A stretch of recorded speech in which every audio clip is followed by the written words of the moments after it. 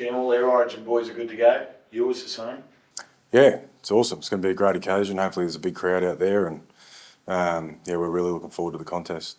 Birdo, do you give him permission in this sort of weather to throw a few up high off that bird he's? Everyone's obsessed with that, aren't they? But he's matured a lot about understanding what kick is needed when. I think he's done that really well this year and we'll just back him to continue doing that. Yeah, 11-17. I suppose you can't judge or anticipate when and where you bring him into the game, but have you got a preferable time to bring him in? Probably got plan A, plan B, plan C again, but he's there. It's a bit of insurance for our backs, and and if an opportunity arises somewhere else, he's been trained in a number of positions. So he's done really well since he's got here, and every opportunity he's taken. So he'll get another one tomorrow night. Is plan A possibly to use him the way he did in that Eels game, where he comes on as a half and Toby goes to 9, maybe? Yeah, possibly.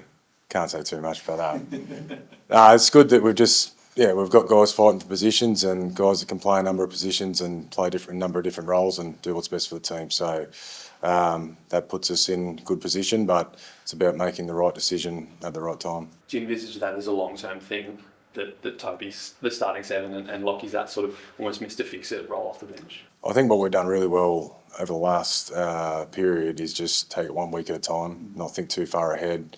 That's all we've done this week. We've had a bye to refresh and get some training in, and all we're thinking about right now is Penrith tomorrow night and going there with a good plan that we want to execute.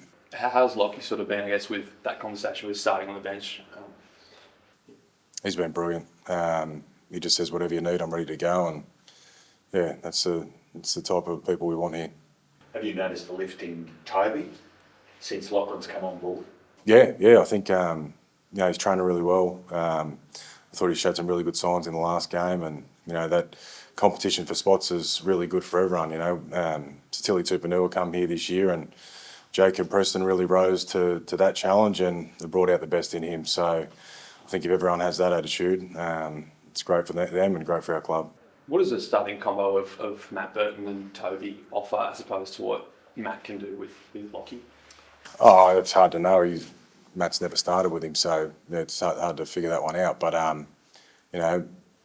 we've got our systems in place, and our guys, whether they're injured, gone to Origin, guys are coming into those systems and playing their role and doing what's best for the team. So that's all we expect. I guess on the surface, Lockie and Matt, to many, seem like quite sort of similar styles of players, similar bodies and things. Like, is it a bit more of a diversification if you can have Toby who's a bit different starting the halves? We're using big words now. I'm not thinking that much into it, but they've all got their different strengths, and our job as a coaching staff is to figure out what those strengths are and fit it in what's best for the team. That's what's best for the team this week. They've trained outstanding, and we're really excited about tomorrow night. And that can apply to any situation, but you can almost interchange those parts. I'll use a smaller word if you like, pivot.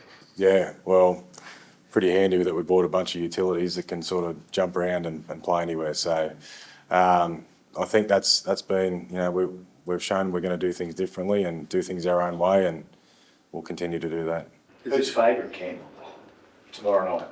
They're the 4-time premiers, so it's not a silly question, but there's an obvious answer.